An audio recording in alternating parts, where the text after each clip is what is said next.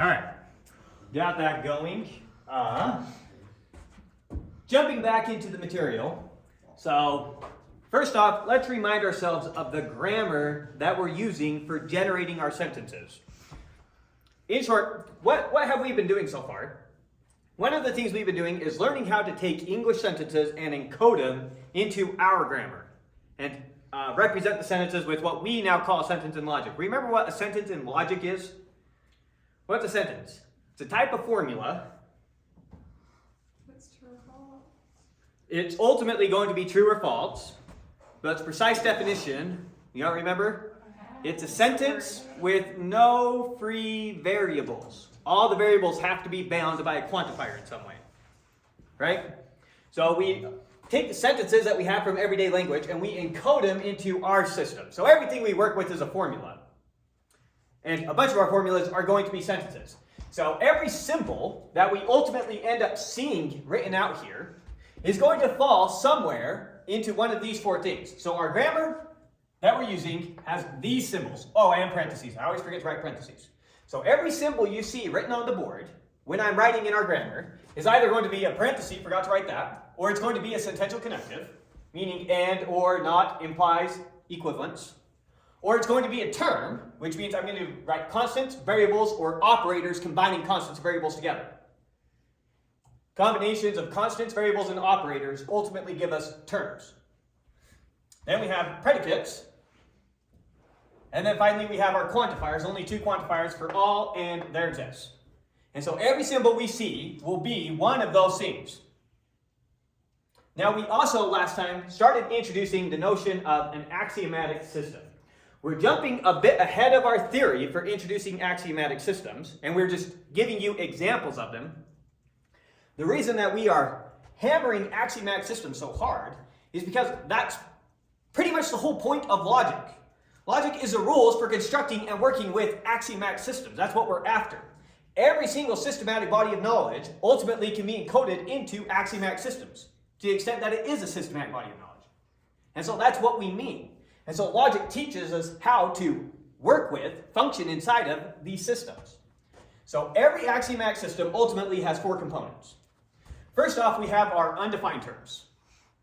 These are the symbols that show up in our axioms.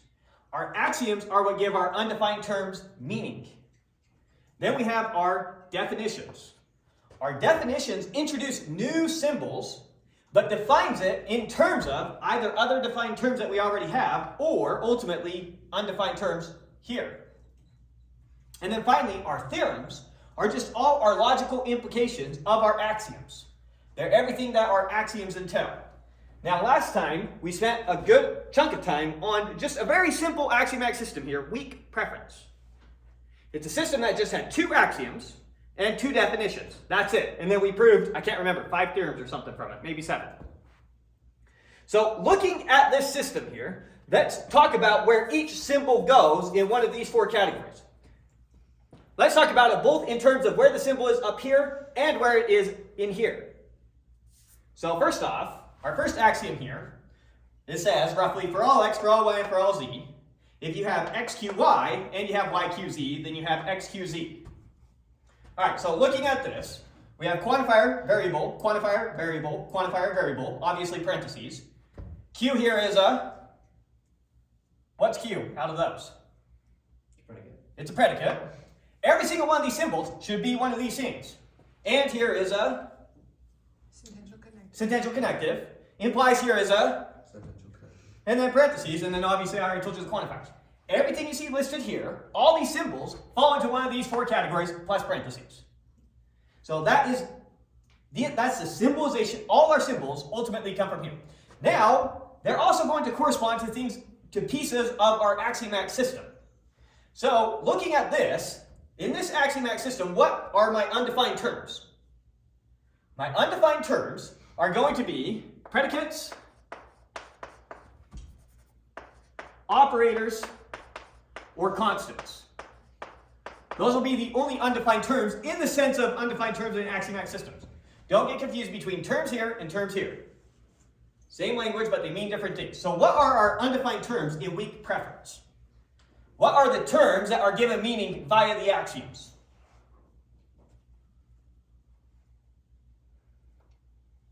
Nothing? Your Q, your Your I, Q. your P. So just looking at the axioms, Q is an undefined term. Q is a predicate that shows up in our axioms and it's given meaning through our axioms. We don't have any operators in this system. We didn't have any operators and we didn't have any constants. We had the predicate Q showed up. Now why is I not an undefined term? This right here is our definition. Definition 1. We defined I in terms of Q. What did it mean to have x, I, y? It meant to have x, q, y and y, q, x. This is just shorthand for writing all of this. And this has our undefined symbol, Q. You never really need a definition in your axiomatic systems. It's just giving you convenient shorthand. So I was a defined symbol. What did it mean to have x, I, y? It meant x, q, y and y, q, x. And then finally, P here is also a defined symbol. What does it mean to have x, p, y? It means that you do not have, terrible, those should be back and forth arrows. Logically equivalent. This, logically equivalent to that for any x and y. This is logically equivalent to that for any x and y. Go ahead. For definitions, are you always going to have the if and only if? Yes. So unfortunately in our theory, we haven't got to theory of definition yet. So jumping ahead for the sake of our examples to get good intuition for where all of this is heading. But yes, every definition so far will use a logical equivalence. Once we get down the road and we introduce the identity symbol, you can also define using the identity symbol. It will always be one or the other. And if I was being nicer, I should have put a colon on this side.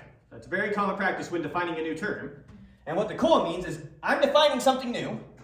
The new symbol is on the left-hand side, and on the right-hand side should only be symbols you've already seen. So I'm defining P here. Everything over here is symbols you've already seen. The x and the y, those are just the variables from our quantifiers. The not, that's just a sentential connective. And the q was something that was given to us in our axioms. So our q is our only undefined term. Now I gave you an interpretation of this axiomatic system. What did we mean by x, q, y? What was our interpretation? It was greater than or less than or something. Oh, greater than or equal to, that was one, but we initially used weak preference, or we weakly prefer. If I weakly prefer x to y, and I weakly prefer y to z, then I weakly prefer x to z. We thought about in terms of foods, then you can think about it as, if I'm willing to take food x over food y, and I'm willing to take food y over food z, then I'm willing to take food x over food z. I thought it was like for the examples you gave a few lectures ago, Jack loves Jill or something. It's just like the first one is kind of the one predicating, or not predicating, but like the first subject, I guess, like first noun, first term. It's always like It's a relation. relation. Yeah, this is a relation. I could have rewritten this as q. The q predicate applies to x and y. There's another way I could have written it. I could have also written q, x, y. When it's a two-term predicate, we do x, q, y. And that means x is weakly preferred to y. Weakly preferred is our interpretation of what q means. We could have also interpreted q to mean greater than or equals, and it doesn't change anything. And that is a valid interpretation of this. If x is greater than or equal to y, and y is greater than or equal to z, then x is greater than or equal to z. Okay, yeah. All these two-term predicates function just like two-term predicates you already know and love. You know the less than operator from arithmetic. All the functionality q has, this has. This is perfectly valid notation, although nobody writes it. I can say less than applies to 1 and 2. Perfectly valid notation. This is a shorthand for that notation. Because that's a two-term predicate. And when it's a two-term predicate, it's very common to write the name of the predicate between the terms you're applying it to. So that's just shorthand. So, back with this system, this first axiom says, if you'd be willing to take x over y, and you'd be willing to take y over z, then you'd be willing to take x over z. Axiom 2 says, either you're willing to take x over y, or you're willing to take y over x. And those were our only two axioms. And then we create a definition here, the definition for indifferent. If I am indifferent between x and y, what does that mean? It means I'd be willing to take x over y, and I'd be willing to take y over x. And if I strictly prefer, P meant strictly prefer, if I strictly prefer x over y, it means I am not willing to take y over x. And that was our interpretation for the system. And again, we can replace all of our q's, swap those out with less than or equals. I can replace the I with the equal sign, and I could have replaced P with the greater than sign. Yes. And I could have made all those substitutions, and that's another interpretation of the system. Strictly, what does Q mean? It means the predicate that satisfies those two axioms, and that's all it means. It means something that has a transitive property, and on top of that, you either have xqy or you have yqx for any two x's and y's, and that's all it means. We apply interpretations on top of that, something that to our intuition has that property, and we impose that interpretation on the system. But that's not in the system, that's our interpretation of the system. So next week we will focus a lot on interpretations of axiomatic systems. That will be the next section that we go into in terms of theory. So, with this system, gave you an example of a very simple axiomatic system. Our only undefined term was the predicate Q, and then we had two definitions. And then we proved a bunch of theorems. Here's our two axioms. So understanding the four components of an axiomatic system. Good so far?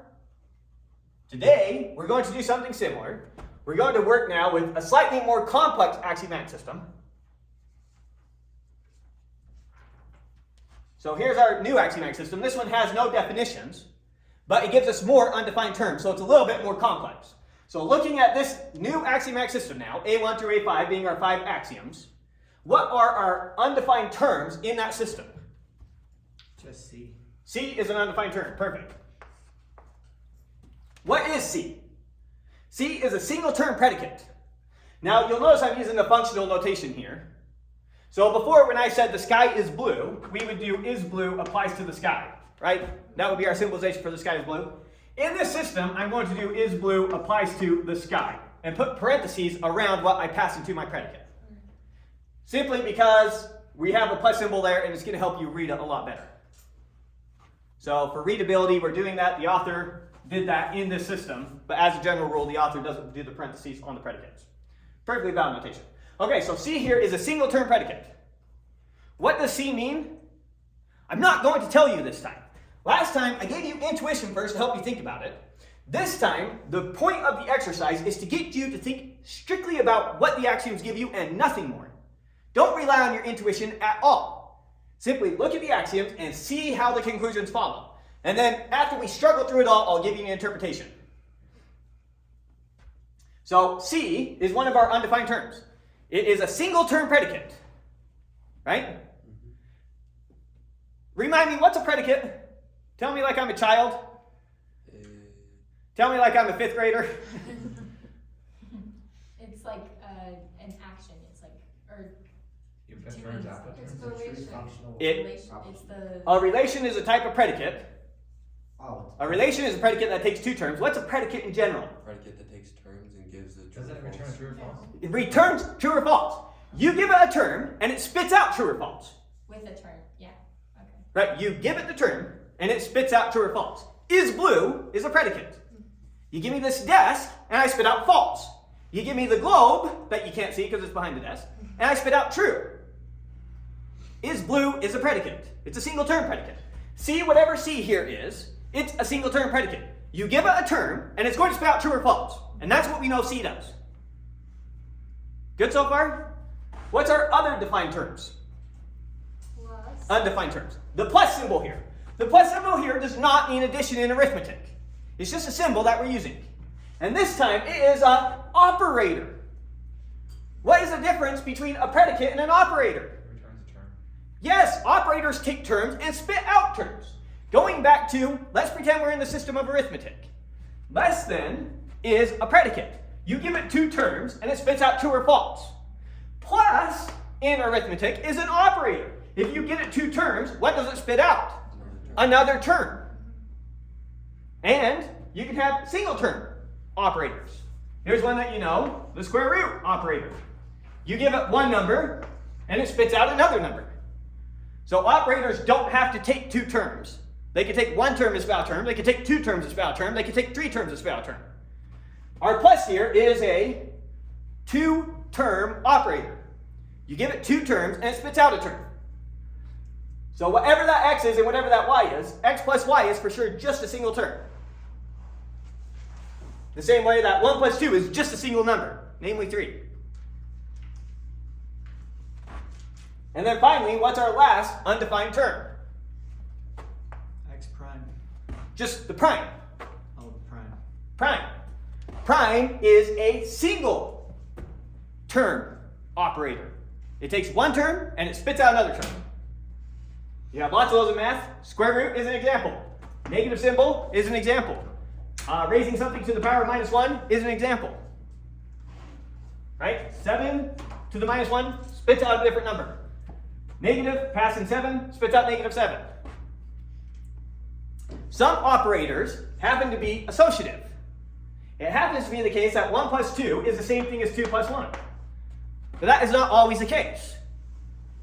Give you an example. 1 minus 2 is very different from 2 minus 1. So don't read too much into the fact that we have a plus there. You cannot, just by looking at that, say that x plus y is the same thing as y plus x. That's not a valid conclusion to draw.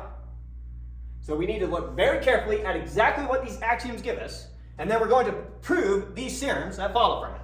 So axiomatic system, 5 axioms, 3 undefined terms, no definitions, and we're going to prove 12 theorems. And that's big picture what we're doing. A whole new axiomatic system. And I'm going to overstress this one more time. Notice that every single one of these symbols falls somewhere in our grammar.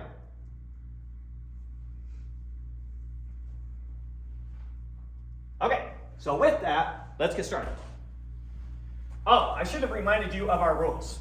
Let's really quick go over our rules. Not our rules of logic, but our rules of deductive reasoning. What's the difference between a rule of logic and a rule of deductive reasoning? What's our rules of logic? Our tautologies, the things we built truth tables for. So anything you can build a truth table for and it comes out all true, true, true, true, true, true, true, that's a rule of logic. What's a rule of logic? Alpha implies beta is logically equivalent to not beta implies not alpha. If you build out the truth table for that thing, then its column would just be true, true, true, true, true, true, true. That's a valid rule of logic. Our rules of inference, our rules of derivation were, what were our rules? What was our first rule? P. Conditional premise. Oh, premise. So rule P was you could introduce a premise at any point. Completely valid. All right, what else? Was it conditional premise? So then there was rule CP. This enables us to remove a premise. If I show alpha being true ultimately leads to beta being true, I can remove that as a premise and just write alpha implies beta. And that's where we do our indent. In mathematics, this is where we say, if I was trying to prove if x equals 2, then 2x equals 4, how would I prove that? I would start with line 1. What would line 1 be? Assume x equals 2. And then I would do whatever I would do, and then I would say, therefore, 2x equals 4. Now, we do not go off forever in mathematics saying, oh, x must be 2. All we showed is if x equals 2, then 2x equals 4. So, with conditional rule CP here, if we get from some premise to some conclusion, we can then get rid of this as a premise and say, therefore, x equaling 2 implies 2x equals 4. And we no longer have x equals 2 as a premise that we go on and assume in mathematics from there on out. So rule CP was our rule for removing a premise. We introduce it conditionally, then we can get rid of it when we draw the conclusion we want, and we can introduce alpha implies beta. Make sense? One we've used a few times. And then what's the one we use the most? By way of contradiction? So RAA we don't use the most. yeah, that one's not the most, but that is a valid one. Rule RAA. Reductio ad absurdum. That means if I introduce alpha, and ultimately it leads to a contradiction, something that I know is impossible, then I can then conclude not alpha. So if alpha being introduced as a premise is impossible, then not alpha has to be true. If alpha being true is impossible, not alpha has to be true. So is rule T one? Rule T, there we go. What was rule T? All tautologies. You can use your tautologies. This is a rule that says you can use all your rules of logic. All those things you built truth tables for, you can use those in derivation. That's what rule T says. That's the one we use the most. And then last time we introduced 2 more rules for working with the universal quantifier. You'll notice that in all these, we don't have the existential quantifier yet. So all our derivations so far, we're just working with universal quantifiers. So we had 2 more rules for working with universal quantifiers. And what were those? It would sound like generalization or. Universal generalization and universal US. specification. Yeah, that's. So US and UG. Yeah. Universal specification, what does that mean? If you know something's true for any x, it's true for an arbitrary x. If I know everyone in the room is over 4 feet tall, then I know any random person I grab in this room is over 4 feet tall. If it's true for anyone, it's true for some unspecified instance. And then universal generalization is the counterpart to universal specification. If something's true for any arbitrary person in this room, it's true for everyone in the room. That's universal generalization. If something's true for everyone in the room, then it's true for any particular person I grab in the room. That's universal specification. And going back and forth between those 2 ways of thinking. And there was one rule with universal generalization that we have to be very careful about. We can't universally generalize on a flagged variable. Perfect. What's a flagged variable? Unbound. It's an unbound variable that shows up in a premise. Why do we have to do that? Give you an example. Here's a bad proof. I'm going to cheat. 1, I say, I'm going to introduce as a premise, H applies to X. X is human. I introduce this as a premise using rule P. I can introduce the premise at any time. 2, I then go on to say, for all X, H of X, this is universally generalizing on line 1. And so it's only dependent upon 1 for its validity, right? Here's my premise. I'm drawing this conclusion from that. And what do I get? 3. Now using rule CP, I can say hx being true implies for all x, hx is true. That is using, oh, this was universal, oh no, it was universal generalization. And then this is using rule CP. So I'm removing 1 as a premise. And so now this is dependent upon nothing. So you can always say this is true. What does this say? If human applies to anything, then everything's human. If you're human, then everything in the universe is human. That's bad reasoning. And so the way we mark that, h here, or x here, is introduced in a premise, and it's unbounded. It's not bound by quantifier. So it's a flag variable, so we put the x here to tell us that x is flagged there. That means down here, I am not allowed to universally generalize on that premise, because it's a flag variable. So this is a cheating step. If it wasn't a cheating step, then we could do proofs like that, which is obviously absurd. We don't want that. Right? So that's a quick recap of our 5 rules. And with that, let's start proving some of these theorems. Let's read through each of the axioms and start proving the theorems. Okay, so our first axiom says, for any x and y, if you know c is true for x plus y, then you know c is true for y plus x. Whatever the c plus means, I don't know. But if you have c for x plus y, you for sure have it for y plus x. Okay, that's nice. Next one. For all x and y, if I know c is true for x, then I know c is true for x plus y.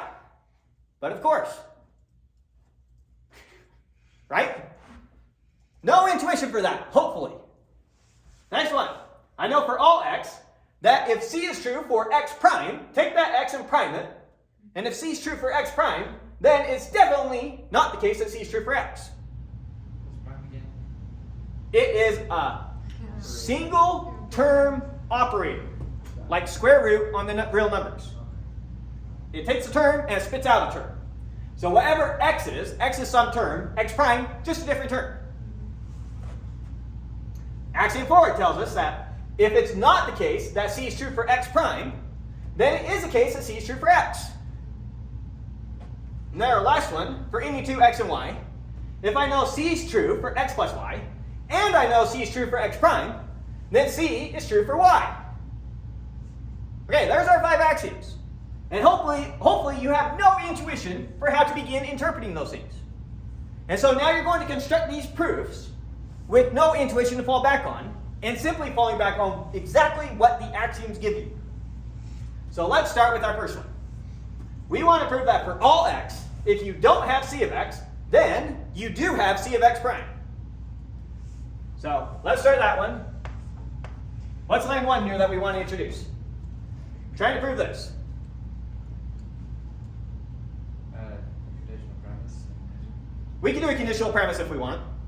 I mean, we got We to lay assume out they premises antecedent. first, but Isn't that- Notice, it's kind of annoying, the axioms we have here. They're all implications. They don't give us any starting point. This other system, we had this nice axiom here, axiom 2, that just gave us information we could start out with. This one's always telling us if something's true, then something else is true. So that's a little bit annoying. And so it is perfectly valid to introduce not C of x as a premise. It's a bit overkill, but you'll see how it's overkill in a second. We won't do that on the second one, but good place to start. So we're going to introduce not C of x. We are using rule P to introduce this, and it is only dependent upon itself or its validity. Is x a flag variable? I don't think so. No, because we're passing it into a predicate. What does that have to do with anything? What's a flag variable? It's not bounded. by- It's not bounded. by- Is this bound by any quantifier? No, No, so is it free or bound? already bounded. it's free. It's free. Free. So it's a free variable. So is it flagged? Yes. Okay. Rule P, we introduce that as a premise. Okay, so now I know not C of x. Okay, now what do I know? Looking at our axioms. That. Well, you have axiom 4. Well, it's got a. That tells us not C of x prime. I have not C of x. If not Isn't C of it x, positive? then C x prime. Don't you have a contrapositive? They're like the Oh, yeah. So let's look at axiom 4 and rewrite the contrapositive of it. What's the contrapositive of this? Not C of x C x prime. C x prime. So not C of x implies not C of x prime. We'll move this P over. P implies not C of x prime. This is doing universal specification on axiom 1. It is dependent upon, for its validity, only axiom 1. Because we're not using that information yet, we're just writing out the implication. Wouldn't it just be axiom 4 and not? Oh, thank you. I don't know why I put 1 there. Well, why do you have to say the US either? Isn't it just axiom 4? Axiom 4 says for any x, this is the case. So we know for an arbitrary x, it's the case. This is similar to let x such that if this is true for x, that's true for x. You can only do two things at once. seems like. Yeah, we're doing two things at once. I could have written out the contrapositive first and said it's logically equivalent to that, and then did universal specification, but did all in one go. Okay, so now I know this and I know this. So what do I know? Simplify the C. Not C of x prime. I know not C of x prime. Since I know alpha, and I know alpha implies beta, I know beta. You only know C of x prime. No, C of x prime. So C of x prime, we'll combine both those in one go. So we're canceling out the not, and we're using the fact that we know this is true, and we know that this implies this is true, therefore we know this is true. So Yes. just rewriting that right here. Oops, that was 2, this is 3. So this is tautologically implied by lines 1 and 2, and it is dependent upon, for its validity, whatever line 1 was dependent upon, which was premise 1 with flag variable x, and whatever line 2 was dependent on, which was just axiom 4. When it's all said and done, we better only be dependent upon the axioms or we cheated. Yeah. Okay, so now I know C of x prime. What are we trying to prove? C of x. I'm trying to show that if it's not C of x, then it's C of x prime. So we assume not C of x, and we got C of x prime. So now what? Remove the condition. Add a new quantum. Oh yeah, no. 4. Can't do that. So now I know not C of x implies C of x prime. That is using rule CP on lines 1 through 3. And now we have removed 1 as a premise. We are no longer dependent upon we are no longer assuming not C of x. So we are only dependent now upon axiom 4 for our validity. Fantastic. We no longer have any flagged variables. Notice that in axiom 4, none of the variables were flagged. It's always going to be the case that none of your axioms have flagged variables. They'll always be sentences. So no free variables will show up in your axioms. So your axioms will never give you flagged variables. Okay, so we don't have any flagged variables, which means we can use what rule? Universal generalization. Universal generalization. And so we can now use, say, for all x, if you have not c of x, then you have c of x prime. That was using universal generalization on line 4, and we are only dependent upon, for our validity, axiom 4. Square box. We just proved theorem 1.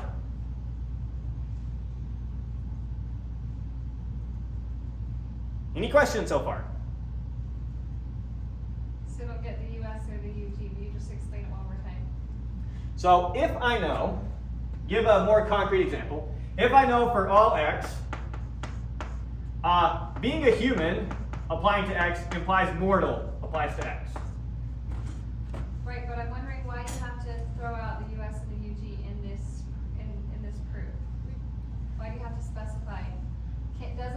Without those, isn't the proof still sound? No, because I need a rule that tells me how to work with the quantifiers. You'll notice that we had all these rules before we had any quantifiers in our system. Yeah, all this was from last week. So these two rules tell us how to work with our quantifiers. Now, ultimately, this rule is basically just getting rid of our quantifiers. This rule is just putting them back in. Why do we want to get rid of our quantifiers? The reason we want to get rid of our quantifiers is essentially so that we can use this rule T. This rule T had to do with tautologies, things you can make truth tables for. I cannot make a truth table for this statement. That's impossible. Well, I don't know infinite. I don't know finite. I know for all x, whatever that is.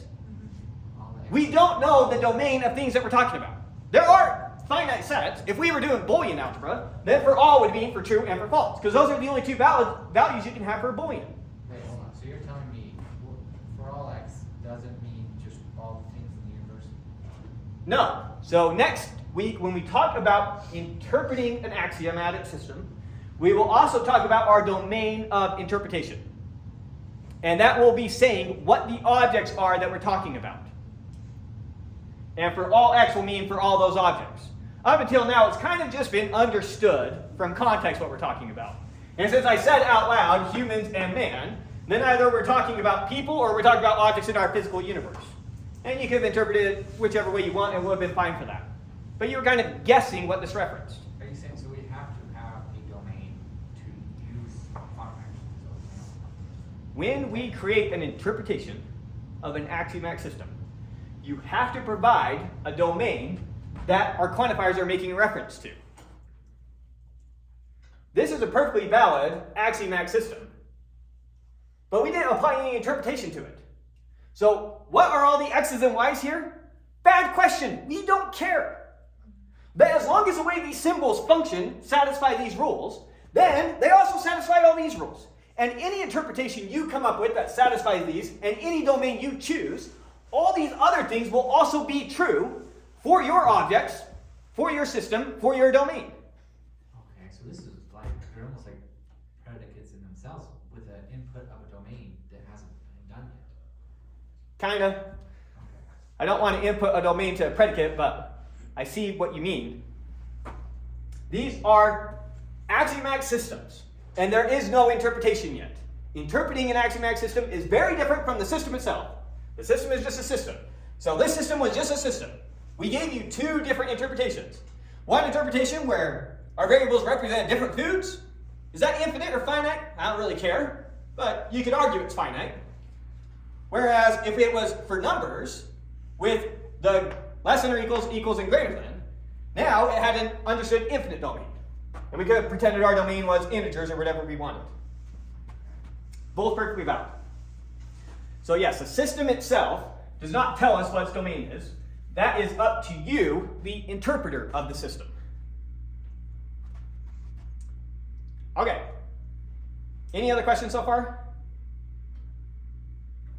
All right. Then let's do our next proof. Now we want to prove this. you assume CX.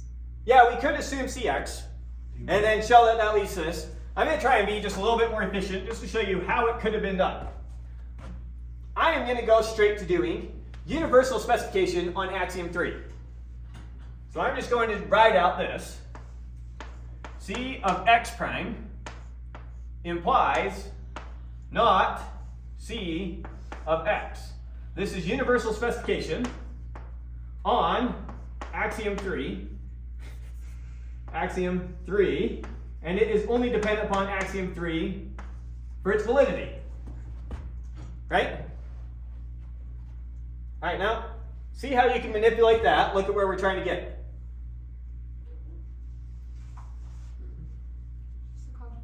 Just write the contrapositive. So 2, writing the contrapositive of this, that means not this implies not this. If alpha implies beta, not beta implies not alpha. Yeah. So not beta, I'm going to skip a step and not write the double not. Not beta implies not alpha. You good with that? And this is tautologically equivalent to line 1. And we are still only dependent upon axiom 3 for our validity. Right? Now what? Now we have to put the quantifier back in. Yeah, now just stick the quantifier back in. Universally generalize. So 3, then we can say for all x. And we didn't need to worry about any sort of flag variables because we didn't introduce any conditional premises. So now we can just jump to for all x, C of x implies not C of x prime. That was universal generalization on line 2, and we are still only dependent upon axiom 3 for our validity and square box. Now we could have introduced that as a premise, show that ultimately led to this, and this would have been the piece of logic that we used to link that to that. It's just a faster way to do it. So we could have done that one up here, and it would have been just as small as this. But if you can't see it, and just that small, assuming you have to see it and showing that implies a conclusion is always a pretty safe way to go about it. So good following. Okay, so there's theorem 2. On to theorem 3 now. How should we start? You want to try handling the implication all in one go, or should we assume you have to see it and show it implies a conclusion? Axiom 1. Let's do the first. Let's do the first. Okay, so let's see if we can just handle this. So which axiom should we start with? Axiom 1. Axiom 1. Tell me what to write. C. Oh. Do the brackets first. Yeah, X plus Y. Implies C Y plus X. Okay. Very natural way to introduce. I'll mess with it here in a second. Good start. All right, so this is universal specification on axiom, what was it? 1. 1. Dependent upon axiom 1 for our validity. Okay. Good first throw out there. Well, let's keep going with it. Maybe you'll see how to tweak it. But good so far. Okay, so we got this. Now what? What was the reversing ability? You just have knots in front of them. Now we find the Contrapositive. contrapositive. Yeah. So I'll write the contrapositive. Contrapositive gives me not this implies not this. So that's not C Y plus X. Implies That's not not C X plus Y. Is that what we were after? No. No, we need it flipped. We need it flipped. Oh, sugar. How can we flip it?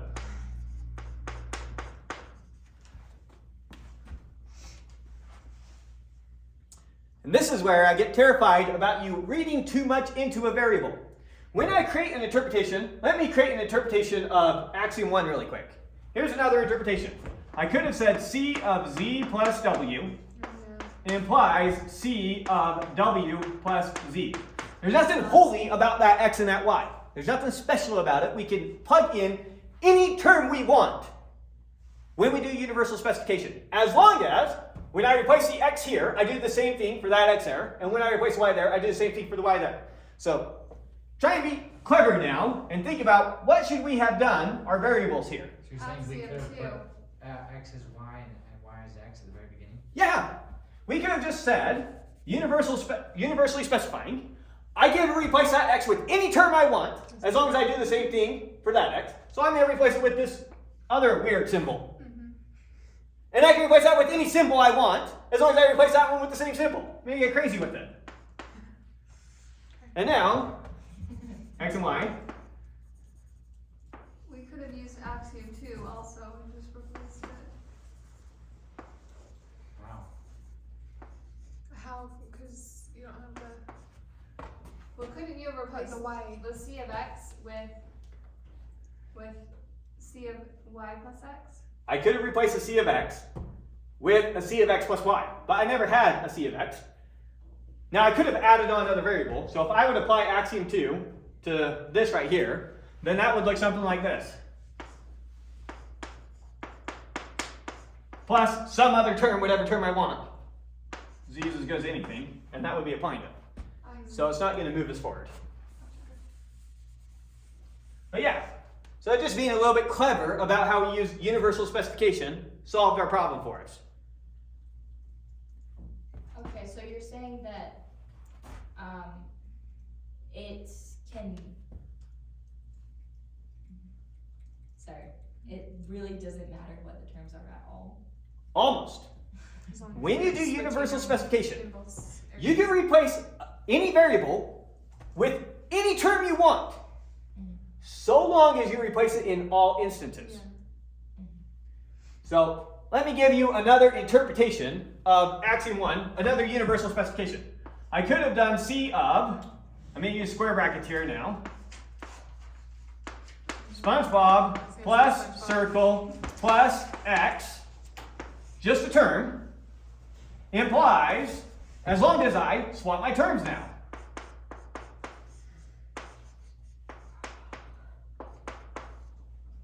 I don't know why I did square there. Round, round, square, square. Perfectly valid universal specification on it. I replace that with some collection of symbols that represent a term, and that with some collection of symbols that represent a term. And when it was all said and done, I did it for all instances the same way. So universal specification, you can replace it with any term of your choosing. Because if it's true for every single term out there, then it's true for any term you could conjure up. Get as crazy as you want. Okay, so we just need to put the Quantifier back on. Yeah. So another nice 3-step proof.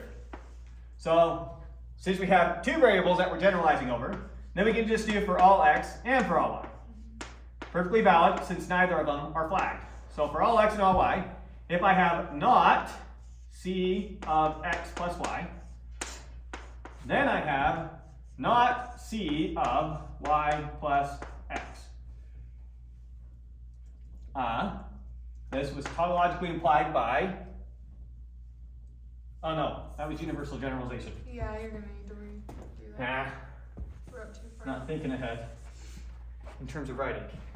Okay, so we got not c of x plus y implies not c of y plus x, and that was universal generalization on line 2, and this is only dependent upon axiom 1. When I do double quotation marks, that means same thing as above, square box. Any questions so far? All right, let's do one a bit more complex. Probably have to move the camera halfway through. Okay, so now we're going to do this one. Wait, this one. Yeah. Theorem 4. Run over. Okay, this is starting to get a big enough implication. Some of you may see how to manipulate it just by working with the implication directly, but I think this is getting big enough now that it justifies, let's assume the antecedent and show it implies a conclusion rather than working with the whole implication as we go. You can always and forever just work with the whole implication as you go. You never have to assume the antecedent and show that implies a conclusion. It's just when it gets more complex, it becomes much, much, much easier. All right? So this time we're going to start by assuming the antecedent. Where was I? Number Theorem 4. Theorem 4. So indent a little. Will someone just read to me? X plus y. And then it has the and. Oh, are we doing that? Yeah. Oh, the whole thing. Okay. And not C of X. Yep. Implies C of Y. Well, assuming you antecedent now, Gotcha. rule P, this is dependent upon self-first validity, and what am I missing? Next. Yeah. 5 variables, X and Y are both binding. Right? So I can't universally generalize on either of those variables. Okay, so now I have that as my conditional premise. Now what can we do? You can break them out. We can break them out, but look, I don't know. Good strategy. In terms of our axioms, what does this almost look like? Axiom 5. It almost looks like axiom 5. What is the only difference? The prime. The prime x here and the not cx here. If I could somehow replace that with that, we're done. So when you're looking at this, we are now thinking, how can I get rid of that thing and get a c of x prime? Axiom 3. Axiom 3? Oh, excuse That me. goes the other way. Yep. Axiom 4, using contrapositive. We could do that, and we could redo some work that we've already done. Are you saying use a new theorem? Another Or theorem? just Use use your the theorem. proof. Or just use theorem 1. We have already proven that the axioms tell us that anytime you have not c of x, you have c of x prime. And so we don't need to redo that work. And so when we reference theorem 1, it's as though we went and took this first proof and copy-pasted it right there. And we don't need to do that again. So I can go straight to c of x plus y. I'm not going to do universal specification on theorem 1 and then substitute in. I'm going to do it all in one go. I think you understand what I'm doing. I'm going to get lazier and lazier as we go for the sake of, well, me. Okay, so all we did was replace that with that. And what told us that we could do that? Theorem Theorem 1. 1. Theorem 1. And so now we are dependent upon 1, x and y. And what was theorem 1 dependent on? It's only dependent upon axiom 4. Right? So using that, we're only dependent upon this and axiom 4. Because using axiom 4, we could have re-derived that conclusion. Do we have to say axiom 4 or could we just say theorem 1? We will get lazy and stop keeping track of when we're using axioms and only track when we're using premises that we want to get rid of. And that will be a laziness we adopt with time. But, oops, this was tautologically implied by 1 and Theorem 1. theorem 1. Can't just use T1 since we have a rule T. That'll be too confusing. But everyone understand this step to this step? That's pretty important. That's the whole reason for doing theorems. Bite-sized chunks of logic that you can now reuse whenever you want. Okay, so now we have this. Now what do I know? What are we trying to get? Let's remind ourselves what we're trying to get. We're trying to show, We're at 4. Number 4. thank you. We're trying to show this implies this. Then So we're trying to get C of y to show up somehow. see if y is true. Let me just say that. How do I know C of y is true? Because c x plus y and c and x prime is also true. How are you getting that? If that's true, then then c of y is true. I don't What are you using to make that connection? tautology. Well, you're using axiom 5. Oh. Right? Yeah, they imply C of Y. Axiom 5, what does axiom 5 say? It says, if you have C of x plus y and C of x prime, then you can include C of y. My problem. We have C of x plus y and C of x prime. So now we can. And so, let me be a bit pedantic just to make it clear what I'm skipping. So I'm not going to skip the step and then I'm going to start skipping it. So 3, here's overkill. I could have said C of x plus y and C of x prime implies C of y. And this was universal specification on axiom 1. And now we are dependent upon 1 with xy, axiom 1, and axiom 4. for our validity. Isn't that Axiom just five. axiom? 5? 5. Not 1? No, the first one. 4 and Isn't it 5. just axiom 5? Yeah, axiom It's 5. It's not a. just axiom 5. Yeah. Thank you. Because we're not using any of this other information yet. I'm just universally specifying axiom 5. Thank you. You need to Keep me honest. the one in front of it Are you too. saying that we can Right don't there, really yep. use axiom 4? This was just universal specification on axiom 5. Yep. I just wrote out exactly what axiom 5 says without our quantifiers. Oh, Yeah. got you. This is a step I'm going to start skipping. Yeah. And we're not going to do a whole step just for writing out axiom without its quantifiers. But yes, that's a step. And then 4, Would be C. now I can say this and this together tautologically give me that. So now I could say C of y. Now I can say that this was tautologically implied by 2 and 3. And now we are dependent upon 1 with x and y, axiom 4, don't let me do it wrong this time, And then axiom. and axiom 5. Alright, so that gives us C of y. Okay, now what? We have our x and y. We can't generalize. Yeah, 5 variables. We have 5 variables. Oh. Plus we're not trying to prove for all y, C of y, Yeah, just No. conditional proof. just roll CP. So 5, we showed that if you have this, then you have this. Therefore, this implies this. So we can say C of x plus y and not C of x implies C of y. This was using CP from 1 to 4, and it gets rid of one of the premise. And so now we are only dependent upon axiom 4 and axiom 5. And then finally 6, Adding your we just add the quantifiers. For all x, for all y, And then things. and then Yeah. everything that we have above, square box. Alright. Me being super extra lazy, but does everyone understand my super extra And laziness? then UG. Okay, yeah, I guess we don't want to. Yeah. It's not the same as the top. Just rewrite that, but with the for all x and for all y, and we're done. Universally generalized. Okay.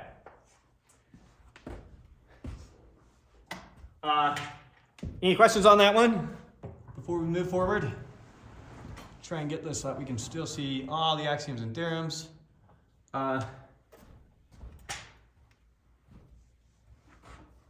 Just randomly split this. Well, I'm just going to try and split down the middle. Not one. Okay.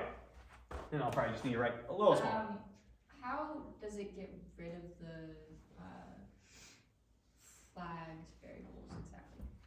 So Using C. flagged variables are variables that are unbound in a premise. So it's cheating. We got rid of this as a premise. We no longer assume this was true.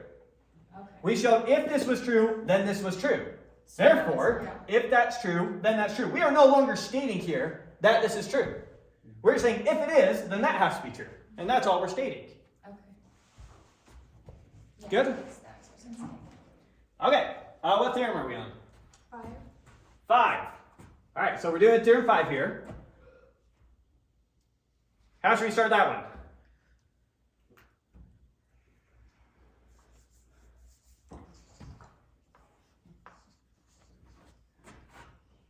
Well, theorem 5 says that for all x and for all y, if it's not the case that you have C of x plus y, then you do not have C of x and you do not have C of y.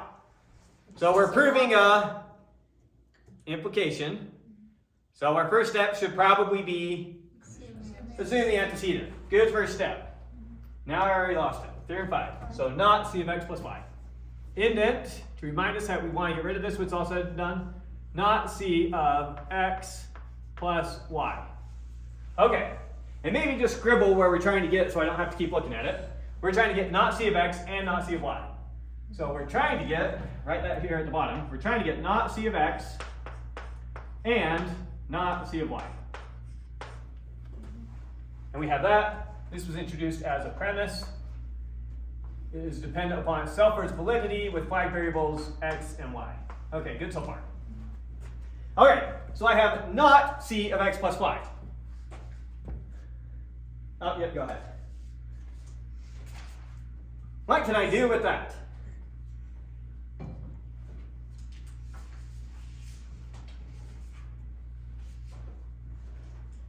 You could show that it implies not C of X. Wonderful, using Axiom. axiom 2. So 2, maybe let me rewrite axiom 2's contrapositive. So, just in case you're not seeing the contrapositive, I'm going to write that out.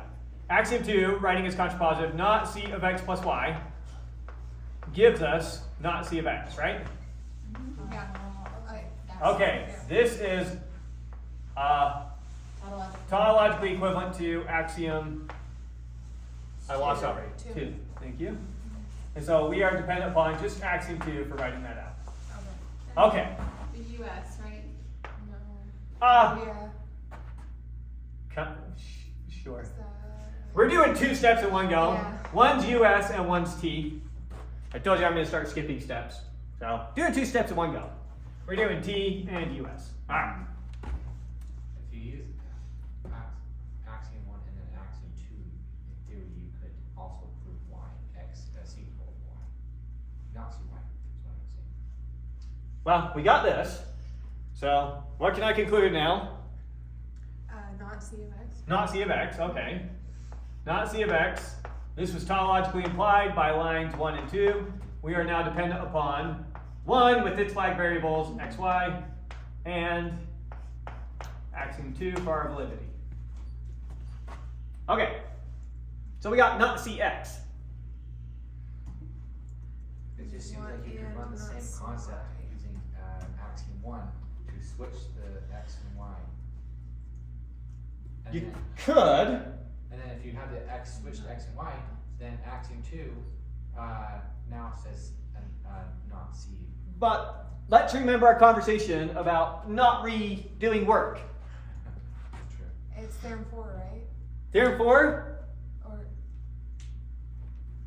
on. That's here's the work you're trying to redo. 3. I know not C of X plus Y, and so using theorem 3, what do I know? You know not Not C of Y plus X. Well, I know not C of Y plus X.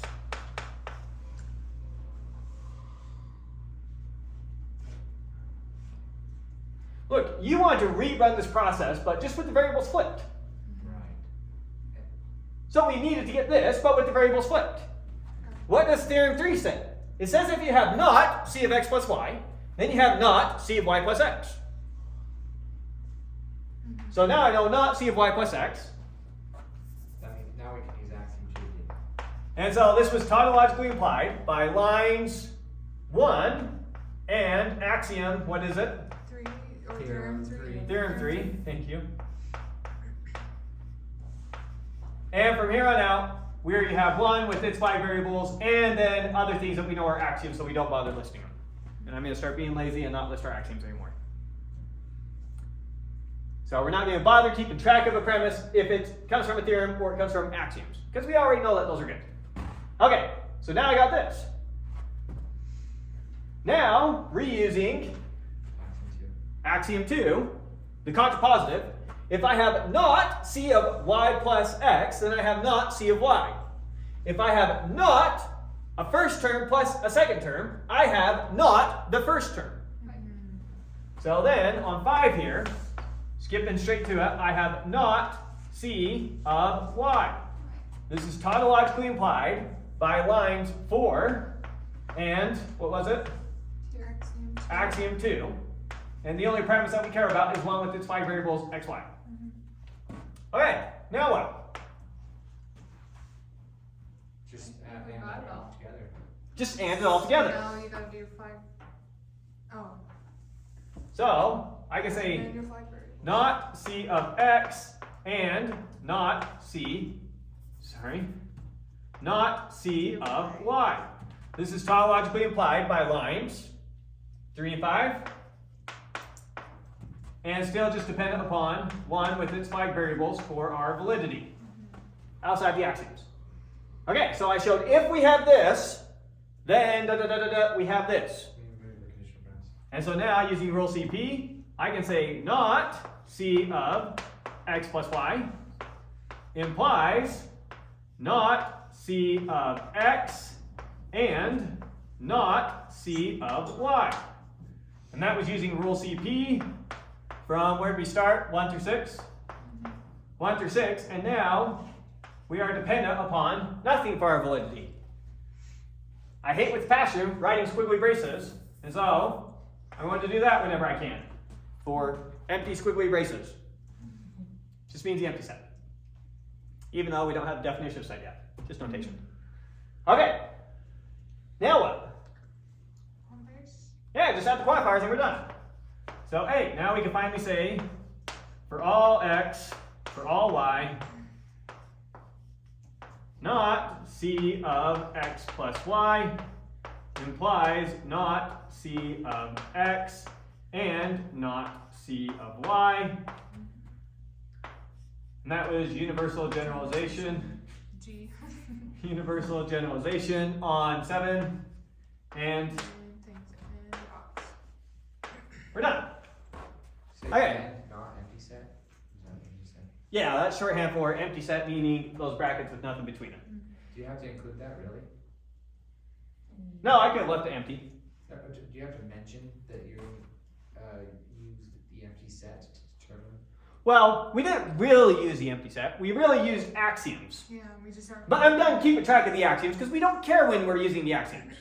We only care when we're using premises that aren't the axioms. Because at the end of the day, we want this conclusion to only fall from the axioms. So here's all the premises I was dependent on that weren't axioms. Okay, that clicks for me. Cool. Yeah, keep asking until it clicks. Anything else? Okay, on to the next one. What are we on? Theorem 6. Theorem 6. Okay, so we're doing this one. For all x for all y, not c of x and not c of y implies not c of x plus y. Very similar to what we just did here. So can we use theorem 5 again? Theoretically? No. This one says alpha implies beta. Now we want to prove beta implies alpha. This definitely does not follow from this. Right. This is the converse of this. In other words, you have this if and only if you have that is essentially what these two together are saying. Yes, theorem 5 is basically theorem 5 and theorem 6 are saying these are logically equivalent. Right. When you combine the two. Yeah. Correct. So it's- this is showing the this is implication goes one way, this is showing it goes the other way. Yeah. So, So you can't use theorem 5 to prove theorem 6, that's for sure. They're logically distinct. I mean, it may be useful for part of the proof, I'm just saying it doesn't immediately follow. It's not like it's the contrapositive of it. right. That's all I I was was just trying to say. Okay. I was Think going we're on with the same those page. as a possible solution. Yep. All right, so how should we start? We assume the antecedent. Assume the antecedent. And now I already lost it. Theorem Theorem 6. Just tell me what to write. Not Not c C of f X. of x Not c of x and not c of y. and not c of y. And then write down bottom. Premise, dependent on one with 5 variables, x and y. Okay. Write down our objective. It's not c x plus y. Not c of x plus y, that's where we're trying to get. Okay. So we have not c of x and not c of y. Now what?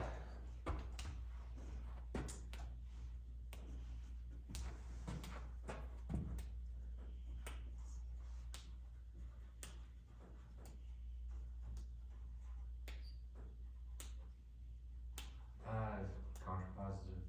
Well, It's kind of annoying. You keep looking at it and they keep showing up on the wrong side. should we use by way of contradiction? Or no, reductio ad absurdum? Reductio ad absurdum. That is a great idea. If you get stuck, a good idea is, if I can't prove this stupid thing, maybe I can show its negation is impossible. And so that's a great idea. So let's try it. So now I'm going to indent again to remind me it's a conditional proof inside of a conditional proof. So this is c of x plus y. We're going to assume, so for those of you familiar with writing proofs, this is a line in your math where you say assume by way of contradiction, c of x plus y. And then we're going to get some back and forth arrow later. And that's when we pull out and finish our conditional proof. Okay, so now I have c of x plus y. Well, what does that give me? C y plus x. No? keep looking. I have c of x plus y, and I have not c of x. I have c of x plus y, and I have not c of y. Maybe theorem 4? Theorem 4. Theorem 4 says if I have c of x plus y, and I do not have c of x, then I must have C-Y. c of y. Perfect. So let me just write, just make it a little bit more bite-sized. I'm just going to write here c of x plus y and not c of x. So I'll write that first. This is tautologically implied. Oops. This one, we were introducing a premise again. Sorry. This is just dependent upon itself with 5 variables x and y. Now this was tautologically implied. I'm combining information from 1 and 2 together. So 1 and 2. And now we are dependent upon premises 1 with xy and premises 2 with xy as 5 variables. Okay. Now, using exactly what Parley was thinking, if I have c of x plus y and not c of x, I have, if I have c of x plus y and I have not c of x, then I have c of y. So now we know c of y. This is tautologically implied by lines 3 and Theorem 4. theorem 4. And same premises as above. Here's your contradiction. Not C-Y and C-Y. Perfect. So I'll write that out as one more step. So we got c of y. And we have not c of y. This is tautologically implied by lines 1 and 4. And dependent upon the same premises for its validity. That's a contradiction.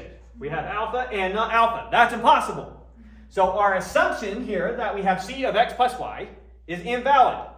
So we can now conclude, what can we conclude? Not C of X plus Y. Not c of x plus y, and we pop out again here. So not c of x plus y, and we are no longer assuming c of x plus y is true. So this is no longer a premise. So we got rid of that as a premise, and so now, this was doing reductio ad absurdum from lines 2 to 5. And now we are only dependent upon premise 1 for our validity. We are no longer dependent upon premise 2. That makes sense? Yeah. We showed if this was the case, then we get a contradiction. So this can't be the case. We're no longer assuming it's the case. Okay. So now I have that. Now what? Not C of X and not C of Y implies not C of X plus Y. Yeah, so just roll CP.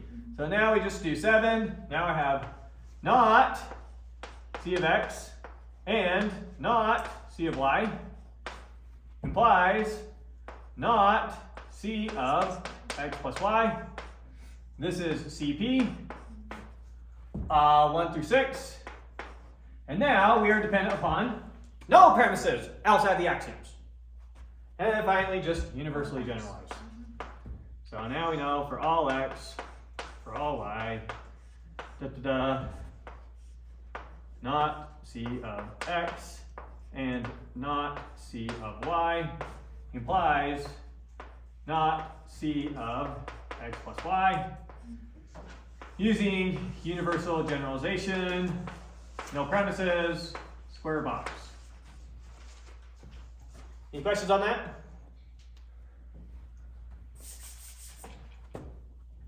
All right. 7. 7. Okay, 7's an interesting one. How do we start 7? We're trying to prove that is a back and forth arrow. Oh, sorry, it's in parentheses.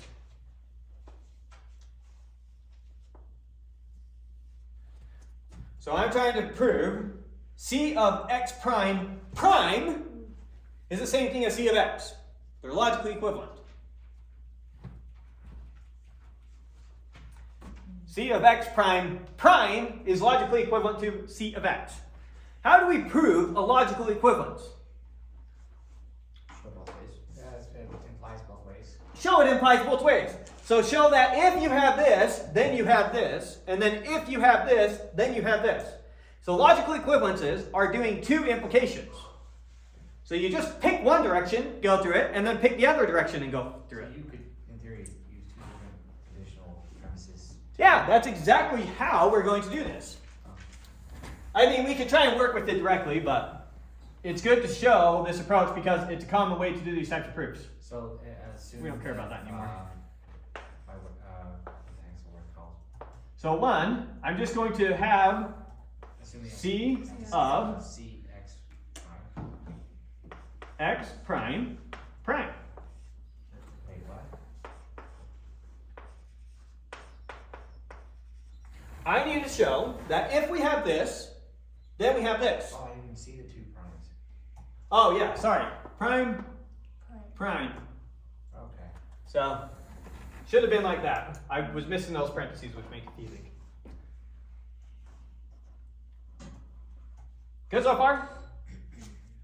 Okay, so I know C of x prime prime. Now what do I know? C of x prime implies not C of x. So it would be C of not C of x prime. Yeah, let me do, we typically skip universal specification, but I'm going to do universal specification on exactly what he's talking about on axiom 3. I can replace x here with any crazy term I want. I'm going to get really crazy with it. I'm going to replace that x there with x prime. So my term, primed, implies not C of my term. Actually, I didn't think that through.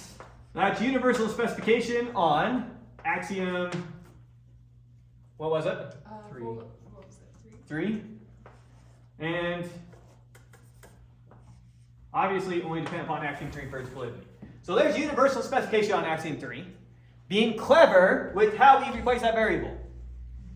That's often the trick. And now, combining these two together, what do I get? Not C of x prime. Perfect. That was tautologically implied by 1 and 2. And now we are dependent upon, outside the axioms, premise 1 with y variable x. Okay, so now I have not C of x prime. Now what? Implies C of x. It implies C of x. Where are you getting that?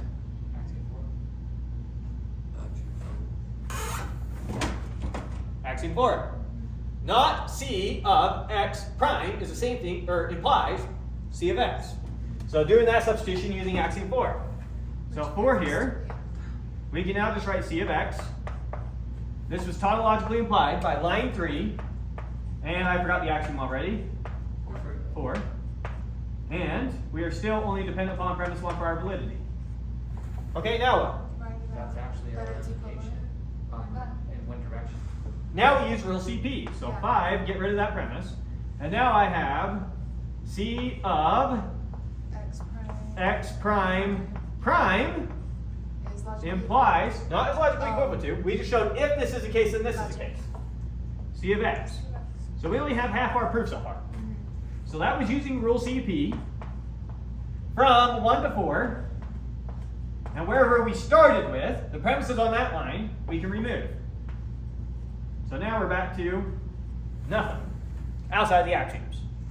So that's one way. We showed if you have this, then you have this. Now I need to show the other way.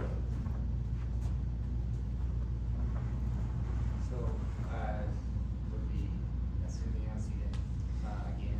So what am I going to assume here for line 6? Well, we technically already have assumed the antecedent because we assumed, not yet, never mind. Wait. So just restarting all over again. Yeah, basically just remove all. Why would we start all over again? I showed if you have C of x prime prime, then you have C of x. So, I now need to show that if you have C of x, Then Then you have C of x prime. so then you have C of x prime prime. Should have indented this, sorry. that's interesting. It's because It's logically equivalent. It's inside it the can only conditional not premise. just the That's how you do. Right, that's what I wanted to do this one all the way through. That's different. It's how you show an implication. You show if alpha, then beta, and if beta, then alpha. And none of those things inside that indent are actually true. They're just not the Right, case. all we did is show that if this is true, then this is true. And- That's all we know so far. Yeah, okay. So just- Now I need to show that if this is true, this is true. So let's Kind of look at- backwards thinking through it. Once we get out of that indentation, all of that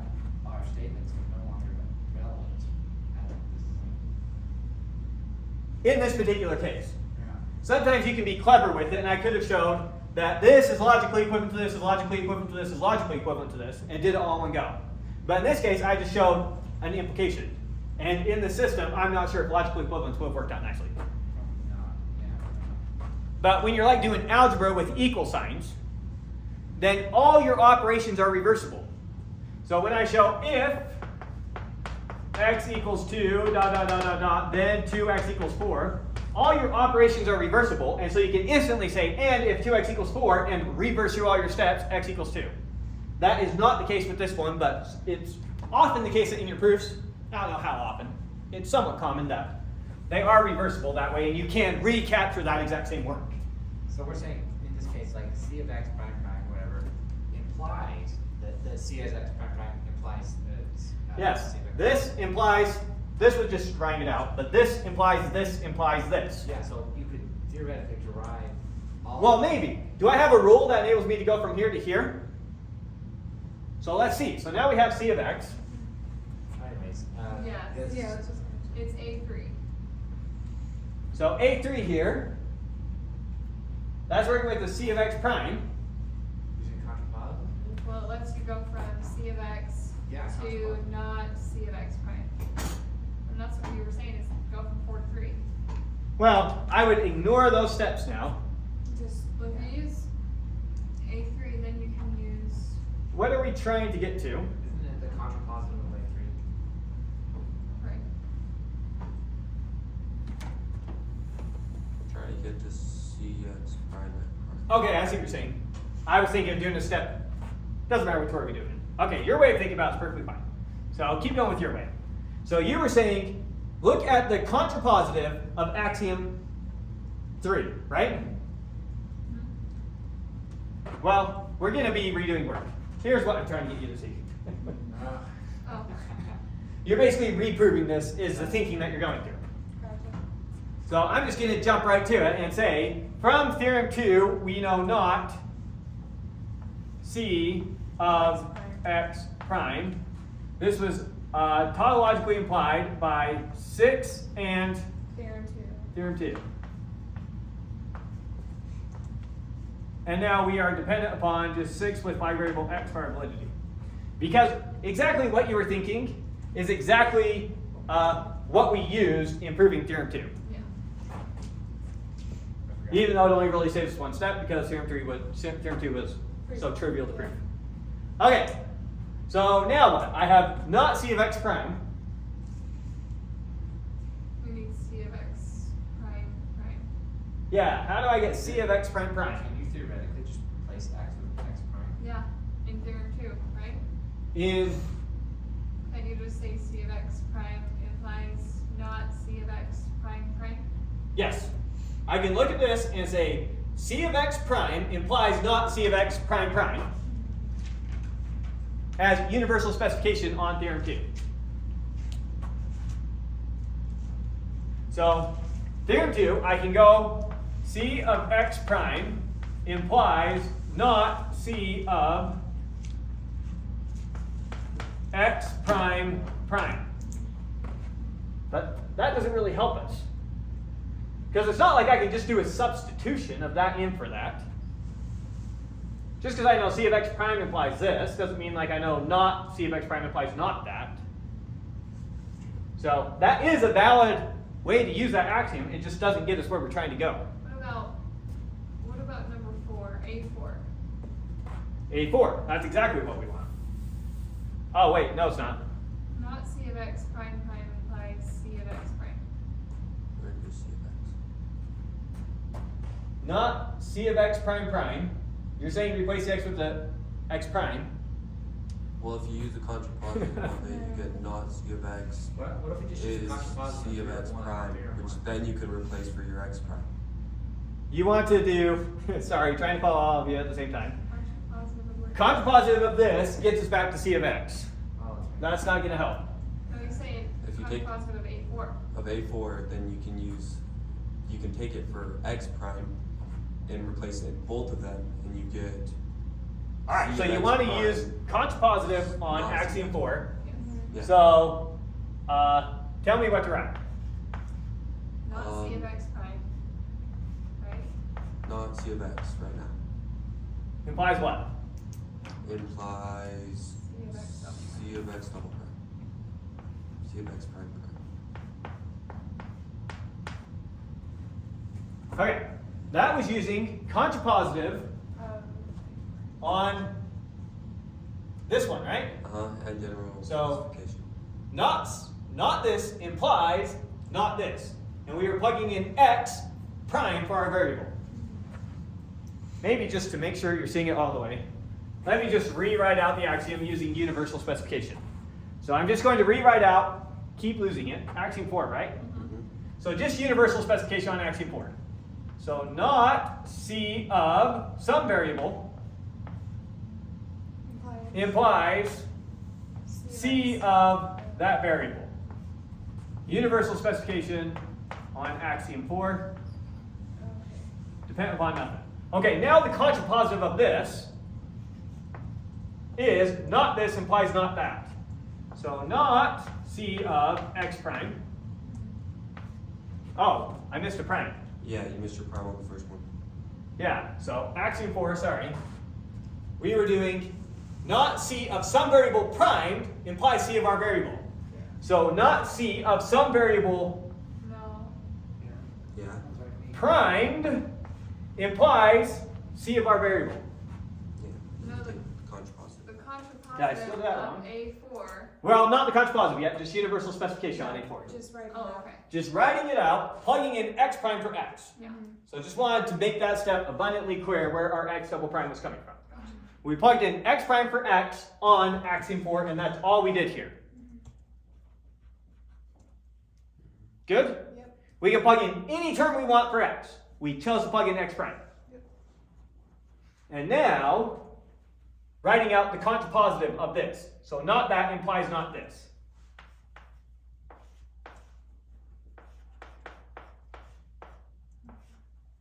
This is tautologically equivalent to line 8. So now we just have the contrapositive of axiom 4, where we universally specified using x prime as our variable. So plug in x prime for our variable into axiom 4, contrapositive. Which Right. is 7. Perfect. Now, combine this with this gives us C of x prime. Yep. C of x prime all primed. This is tautologically implied by 7 and 9. And now we are dependent upon 6 with its phi variable x. And then now we use rule CP the way we know and love. So I showed if we have C of x, then we have C of x prime prime using CP from 6 to 10. And now we are dependent upon nothing. And now finally, And show that they're equivalent. I can say that C of x prime prime is logically equivalent to C of x. C of x. This was tautologically implied by 5. I'm ending this with this. This one says C of x prime prime implies C of x. This one says C of x implies C of x prime prime. Therefore, they're logically equivalent. So this is tautologically implied by 5 and 11. And we are dependent upon no premises. And then finally, for all x, if you have C of x prime all primed, that is logically equivalent to C of x. That was universal generalization on 12. And we are dependent upon no axioms, or nothing besides axioms, and we're good. All right, that was a nice proof. That's a good one. Theorem 8. Theorem 8. Let's re-scribble what we're proving here for people on camera, because it's probably kind of annoying that they can't see it. Theorem 8. We're proving for all x for all y. Someone read to me, please. C of x and C. C of what? C x prime plus y Implies implies C of y. CY, yeah. Like that? Yeah. Okay. So for you lovely people on YouTube, that's what we're working with. Okay, how are we going to start? Assume the antecedent. So we're going to start with C of x and C of x prime plus y. Okay. Just because it's bugging me, I'm going to flop the order. It might give you some ideas. So let me rewrite that out with the order flopped.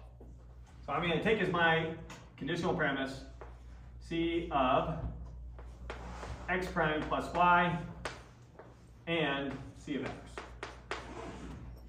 That is a premise, and our flag variables are x and y. And we're trying to get C of y from that.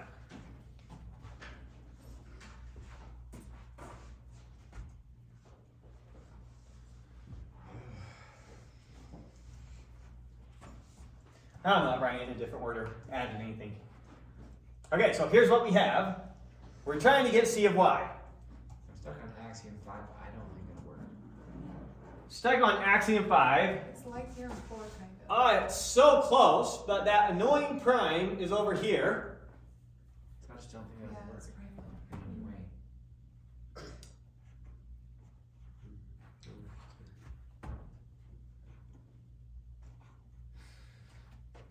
Oh, we're just so close. We want this. What do we wish this was? So that we could use theorem 5. CX prime. Do we wish it was cx prime? It could be, because then we could make. What do we wish it was? Not cx prime. We wish it was. Cx plus y. No. So if we were to use axiom 5 here, notice that this term has to be the prime of that term. What do we wish this was? Oh, cx prime prime. We wish it was cx prime prime. We wish it was a prime of this term. That's what we wish. Oh, yeah. And then it would be so easy. But we only have the stupid c of x. And we need c of x prime prime. So change that. Oh, we could use theorem 7. We could use exactly what we just did. What's the difference between c of x and c of x prime prime? Exactly the same. Nothing is the difference. You subtract them, you get 0 every time. If only we could subtract from the system. Okay. Don't think too much about what I just said. Okay. X prime plus y, it was just a joke. And c of x prime prime. This is tautologically equivalent to line 1. And we are still only using premise 1 outside of our axioms. Okay, now using We could just convert it to axiom 5. Using axiom 5, what can I conclude? That, C, okay, well, we conclude just CY. If I have c of a term plus a term, and c of my first term primed, I can conclude Just CY, isn't that what? c of my second term. If you have c of a term plus a term, and c of whatever that first term was primed, you can conclude c of whatever your second term was. That's what axiom 5 says. So I have c of my first term plus my second term, and c of my first term primed. Therefore, I can conclude c of my second term. So I can conclude c of y. This is tautologically implied by lines 2 and axiom 5. And we still only have one with xy outside of the axioms. Okay, now what? Just conditional proof. Right, now we're basically done. Yeah. So now we can say c of x prime plus y and c of x implies c of y. That was using CP on 1 through 3 and dependent upon nothing. And we're not going to bother universally generalizing Okay. as the last step. But that's the last step. Now just add your quantifiers and you're done. Good? Yeah. Alright. What's next? Theorem 9.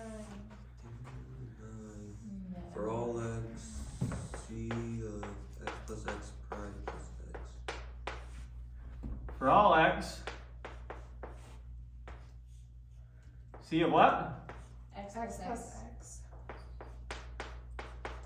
Prime. And then you're gonna prime it, so you need another one. Plus X, or hang on. Yeah, plus never X. mind. Plus X. Close bracket. Oh yeah? Mm-hmm.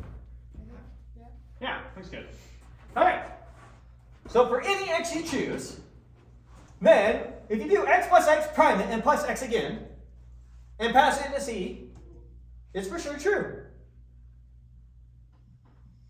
Right? That's what we're trying to prove. How on earth are we going to prove that one? That's not an implication.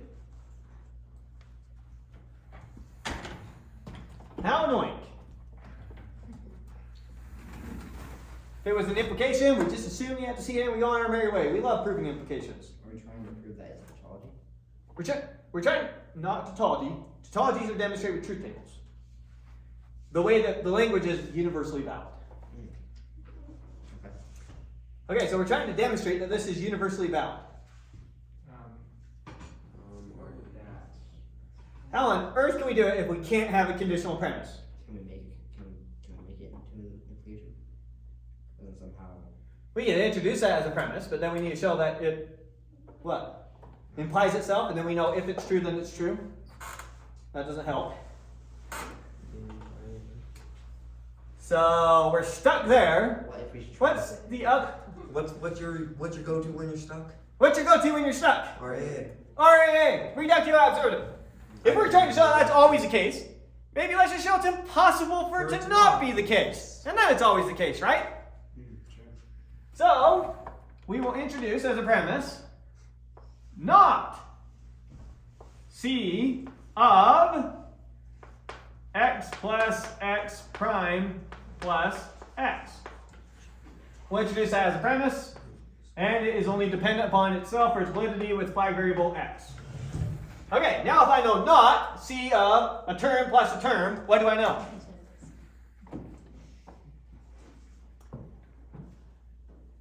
If I know not C of 2 terms added together, what do I know?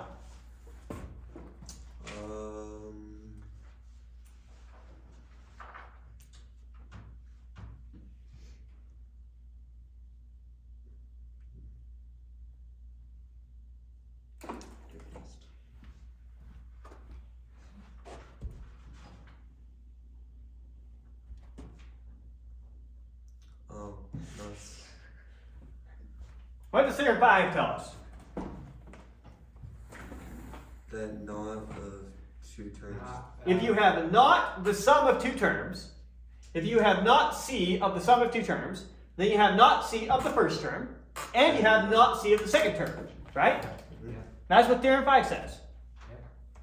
So I now know from Theorem 5 that I have not C of our first term, whatever that is. In this case, it happens to be x plus x prime. And I have not C of my second term, which was x. So this was tautologically implied by 1 and what theorem did I use? 5. Theorem 5. And we are still just dependent upon 1 with 5 variable x for our validity. Okay. Now what? If I know not C of some term prime, what do I know?